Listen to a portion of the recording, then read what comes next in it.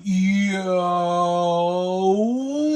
what is going on, everybody? It is Grip and Rip Sports Cards back here with another video for you guys today. And in this video, we're going to be going over the top 10 most valuable cards in 2023 Topps Holiday. That is right, guys. The Christmas season is upon us early this year. Topps is bringing out the Christmas-themed set. It should be hitting stores now. We'll talk about that here in a minute. And, of course, we're going to be going over the top 10 you should be looking for and collecting in this set. So before we get into that, thank you guys so much for joining me on this video today. Can we get a minimum of 100 likes on today's video? That is the best way you can help me grow this channel is by hitting that like button. And speaking of growing the channel, we're doing a giveaway. We're giving away hobby packs of Series 2.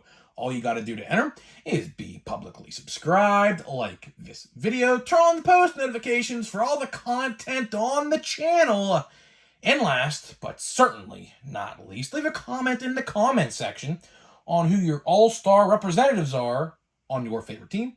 And I'll pick the winner once we hit 7,000 subscribers. So there is that. Should be coming up very soon. So hopefully we can get that done and give away these packs, because I want to give away some packs of probably, I'd like to say, Chrome Update. I think Chrome Update is going to be the set that we give away next.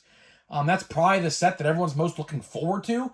Although I do want to mention, before we get to the actual top 10 itself, because there's some big news of Holiday. I don't know what's going on with it, but we're going to talk about it. So might as well just get into that portion of the video right now. So luckily, the checklist did come out. And also, I forgot to completely forget, congratulations to the Rangers and congratulations to the Diamondbacks. A World Series matchup I did not, quite frankly, see coming in 2024 or 2023. Maybe 2024 too, who knows. But congratulations to those guys, man. We're going to be seeing probably both Rookies of the Years, probably, and Managers of the Years go at it in the World Series, which, of course, we'll talk about those two rookies in this list. So, congratulations to them, too, of course. And, yeah, so let me get back into what I was saying. So, the odds, the checklist, and everything came out about this set. And I'm going to have to call my hobby shop guy about this today, because I really want to know what this is about. There are hobby odds for Holiday. Now, I will say, the odds are very reminiscent of what they did last year with Chrome Update. If you guys remember what they did last year with Chrome Update, they combined two monster boxes and called it a hobby box. The odds are very reminiscent to a hobby box of this stuff. I don't know what's going on. Maybe they give you 2 hits per hobby box. I'm not entirely sure.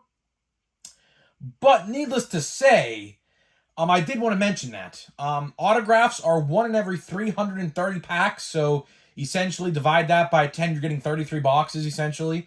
So the odds for autographs are a little boosted, up this year, so it's a little harder. So I think they printed a lot of this stuff this year.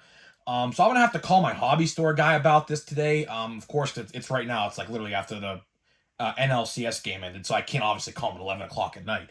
So I wanted to mention that, and let's get into it. And of course, I did say I have a surprise, and I was going to show it today, but guess what? Left them in my car, and my car is not at my house right now. So, yeah, so we'll show those tomorrow. I had to get my car fixed or whatever.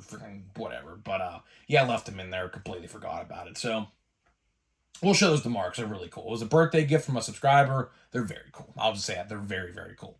So, let's get into the top 10 itself. And honestly, like I said in yesterday's video, man, I was probably going to guess this list if the checklist didn't come out. But thank God, thank the heavens, that the checklist actually did drop in time for me to make this video. It literally dropped tonight. So good thing I saw my YouTube comments. And, another comment I got was this set was actually just stocked in my Walmart. And some guy said they're coming out November 2nd. I don't know. Listen, my box is supposedly coming on Saturday. We'll believe it when we see it. How about that? We'll believe it when we actually see it. So, all right, let's get to the top 10. So, I'm not going to give any stats for these guys. You guys know who did good, who did bad, and obviously all these guys on this list did pretty good this year. Some are actually even still playing. So I'm just going to go over the list and give you my thoughts and opinions on each guy, and we'll just go from there. I could have written down the odds, but honestly, I was just too focused on watching the baseball game, and I wanted to record this video, so I just said, you know what, we're just going to roll it. So, all right, so number 10. Number 10. I do want to mention as well that all of the 1, 2, and update rookies are in this set, so keep that in mind. Number 10, we are going to Cincinnati. We are going to one of my favorite rookies of the year, in Matt McLain. Matt McLain gets a card in 2023 Topps Holiday, so that is nice to see. It's nice to see Topps ain't skimping out on the update rookies this year. I thought for a second that they genuinely would, considering how close update and holiday are actually coming out to each other. So that's nice. That Matt McLain, Matt McLain was very good this year. Matt McLain was very, very, very good. Probably the most consistent hitter on the Cincinnati Reds team overall this year. I mean, that's pretty easy to say, I'd like to assume. I don't know, you Reds fans can probably let me know about that in the comments. That's a pretty fair assumption. I'd like to assume that Matt McLain was probably by far their best consistent hitter of 2023. Again, very good. He should get some Rookie of the Year votes, but obviously I don't think he's ultimately going to win it because there's a guy on this list that is going to the World Series and a rookie and is probably going to win the NL Rookie of the Year. Which, obviously... But here's the thing, though. Here's the thing. If Matt McLain got called up around the early start of the year, because Corbin Carroll, kind of let out of the bag, but either way, Corbin Carroll played the whole year. He got called up in 2022. Should have had a rookie card in last year's update, but update would have just been so good last year if that was the case. But yeah, if Matt McLain probably played the whole year, he probably would have gave Corbin Carroll a run for his money. But either way, it's still nice to see Matt McLain on this list, and you should definitely go after his cards in this set. Number 9, we're going back to Cincinnati. We are going back to Cincinnati to another pretty good rookie in for the Reds. We are going to Spencer Steer. Now, Spencer Steer was probably the second most consistent hitter on that team, and probably had the most power. Now, of course, Elly De La Cruz is on that team, but, Spencer Steer was more consistent than Elly De La Cruz. Elly De La Cruz started swinging out of his shoes towards the end of the year. He could not hit a ball if he had a 10-foot pole in his hand.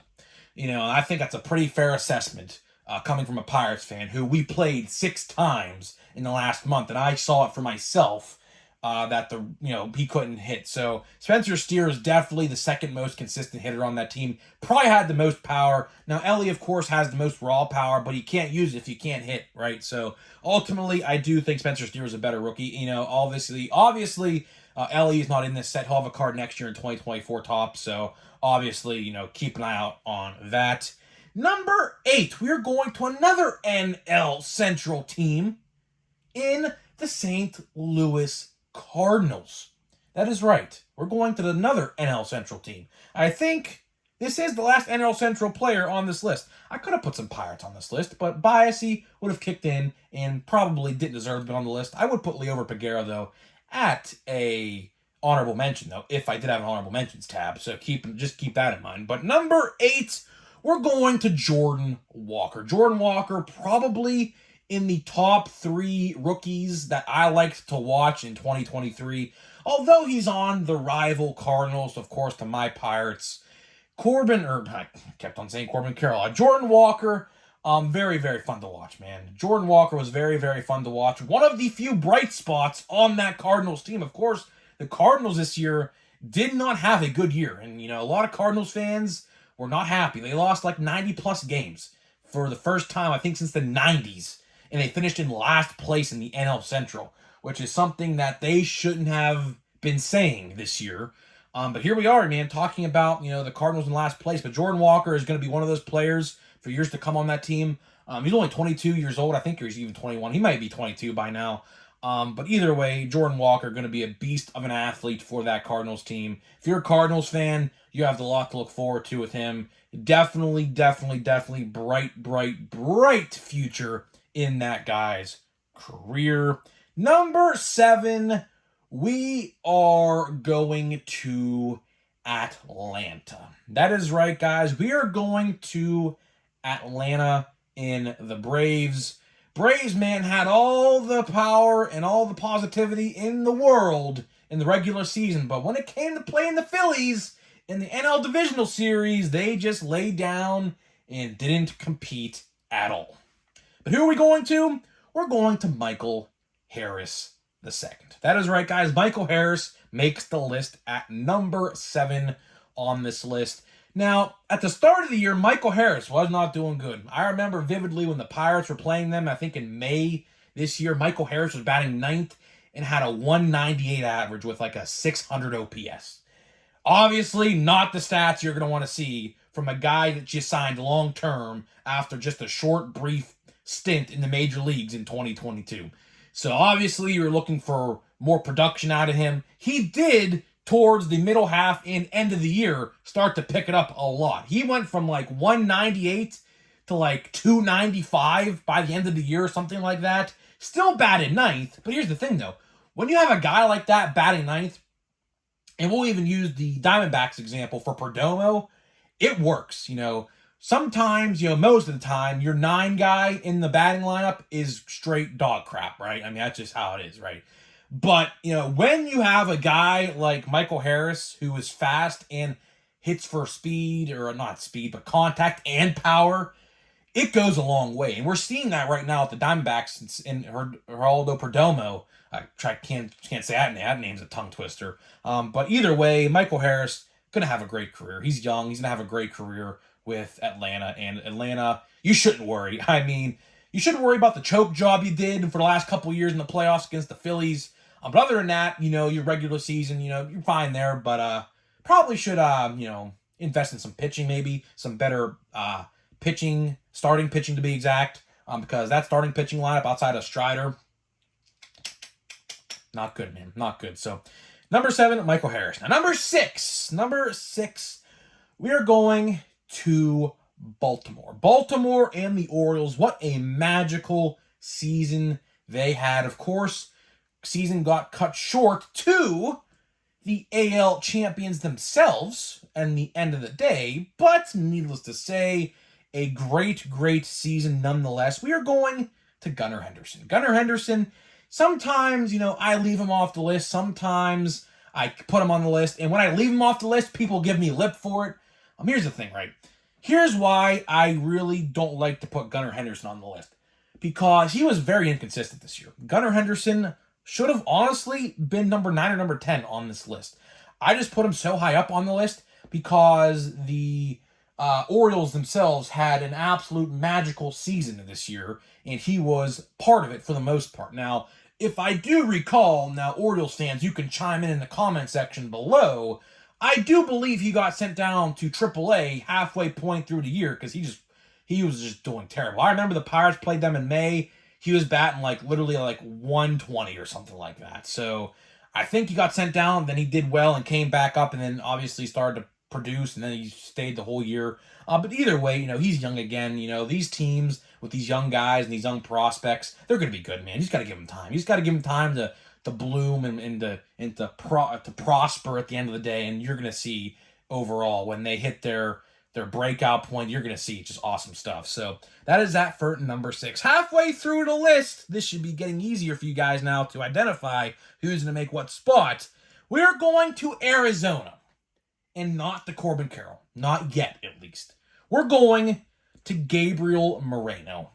Again, another huge, huge player for the Diamondbacks. Now, I'll tell you, man, if the Diamondbacks didn't have their star rookies in this lineup, they would have not made the World Series. They would have not in all made the World Series. Ketel Marte, Corbin Carroll, Gabriel Moreno. Gabriel Moreno is the perfect 3-hole hitter for that team. Power, contact, great eye at the plate, you name it. He does it all, and he is a catcher, which is the most impressive thing out of anything I could say with his stature, because it's very rare that you see a hitter like that produce at this level, at this age in his career. I think he's like, what, 23 years old, 24 years old? Not that old.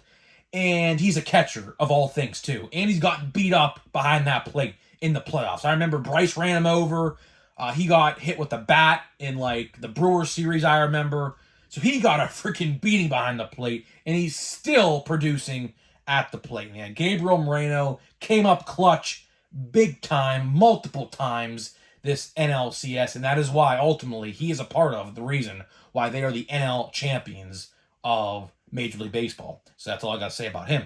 Number 4, we are going to Baltimore once again, to Adley Rutschman. Of course, I couldn't leave Adley off the list.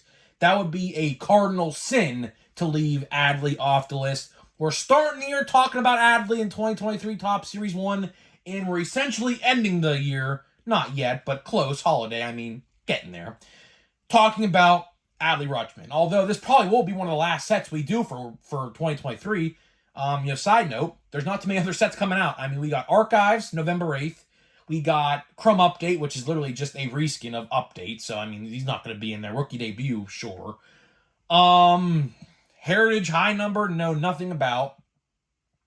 And Stadium Club got delayed until 2024. So, this might be one of the last times we do a watch before you buy in a top 10 this year. So, you never know. But Adley, again, wouldn't be possible for the Orioles to make it as far as they did this year without him there. He just did very well this year, man. You can't complain with what the Orioles did. The Orioles went from losing 100 games just a couple of years ago to now winning 100 games and winning the American League East, which is the hardest division in all of baseball. So you got to give them the credit where credit is due. Of course, they came short this year, of course. But again, Adley switching in catcher. He does everything. He runs. He has a great arm behind the plate. He has power. He has contact. He does it all. So again, you can't really fault them for coming short. Again, they're a very young team. They're going to prosper into a great team. I wouldn't be shocked next year if they made the World Series. You know what? Hot take. Mark this down. Come back next year. This time next year, when the World Series next year is about to start. I predict the Orioles are going to be in it. Fun fact. Mark it down. Calling it right now. Calling my shot like Babe Ruth. How about that? Number 3, we are going to Boston. And probably my second favorite rookie to watch this year in Masataka Yoshida. Masataka Yoshida makes the list at number 3. He will get Rookie of the Year votes, but ultimately, since he didn't play the outfield, he got put into a DH role, early on in the season this year for the Red Sox. But either way, Masataka Yoshida. Now, he is 30 years old. He's the oldest rookie on this list. Probably the second oldest rookie, I think, behind Joey Meneses. I think Joey Meneses has him beat just by a couple months. I think they're the exact same age. But either way, Masataka Yoshida, very good player. Red Sox have an absolute stud in him. Now, his peak window for, greatness ain't going to be as long as other people's because he's already 30 years old. But either way, the Red Sox, I do think, will make the playoffs. Maybe not next year, but in 2025. But either way, it's going to be great, man. Red Sox have a lot of good people coming up in their farm system. Blaze Jordan. Who else? I'm drawing a blank. Blaze Jordan. I'm drawing a blank. I can't believe I'm forgetting the guy's name. Oh, yeah, Marcelo Mayer. How could I forget Marcelo Mayer as well? And, of course, they have a bunch of other people in the farm system. You guys, Red Sox fans, probably could tell me more about them than I can. But ultimately, going to be good. So just keep an eye out. So number 2, we're going to Texas. We're going to Texas and probably the American League Rookie of the Year in Josh Young. Josh Young, again, it's going to be fun, man. Both NL and AL Rookie of the Year and Managers of the Year probably are going to play against each other in the World Series, which is probably the first time we could say it in a long time. Bruce Bochy, Torey Lobello, and you got Josh Young and Corbin Carroll.